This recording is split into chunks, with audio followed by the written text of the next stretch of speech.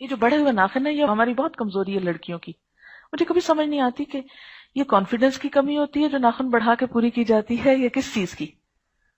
ایسا کیا کریز ہے؟ یعنی مجھے کبھی بھی ناخن بڑھانے کا فلسفہ سمجھ میں نہیں آیا. ایک تو کتنی محنت ہوتی ہے، دوسرا یہ ہے کہ جانوروں سے شباہت ہو جاتی ہے نا، تیسرا یہ کہ سنت کے اعتبار سے ناپسندیدہ چیز ہے، فطرت کے خلاف ہے، صحت کے خلاف ہے. تو صرف ایک خاص لک دینے کے لیے ہم اس کا اہتمام کرتے ہیں، جبکہ بہت ساری چیزوں کے خلاف جاتی ہے بات. پسندیدہ چیز نہیں ہے. ہمارے یہاں ہر خوشی کے موقع پر اظہار کیا جاتا ہے خوشی کا ناخن بڑھا کر.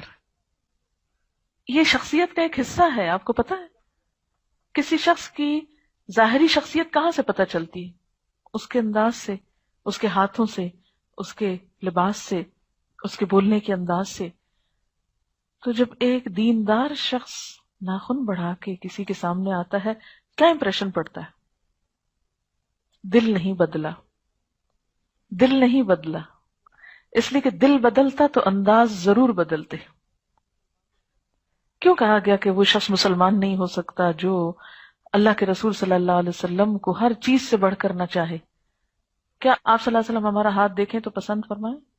یہ بڑے ہوئے ناخن ہم آپ کو دکھا سکتے ہیں؟ اچھا کیا ہوتا ہے بعض اوقات ہم اپنی سہیلیوں میں تو بہت کانفیڈنٹ فیل کرتے ہیں، لیکن جو ہی کوئی بڑا شخص یا کوئی دیندار شخص نظر آتا ہے تو ہم جلدی سے ڈھانپنے لگتے ہیں کہ یہ مائنڈ کرے گا، اس کے سامنے نہیں دکھانے. اللہ کے رسول صلی اللہ علیہ وسلم کے سامنے دکھا سکیں گے آپ؟ نہیں. تو کیوں ایسا کام کرتے ہیں؟ ایسا کیا شوق ہے؟ کیا جو اللہ نے ہم کو دیا ہے وہ کافی نہیں؟ اللہ نے ہر ایک کو بہت خوبصورت بنایا اور دوسرے سے مختلف بنایا. آپ میں سے ہر شخص بلا مبالغہ یہ کہہ سکتا ہے ہم سا کوئی ہو تو سامنے آئے. آپ سا کوئی نہیں، آپ اللہ تعالیٰ کی بالکل ایک منفرد انوکھی مخلوق ہے، کوئی آپ جیسا نہیں. ھذا من فضل ربی. آپ کی ایک ایک چیز بہت پیاری.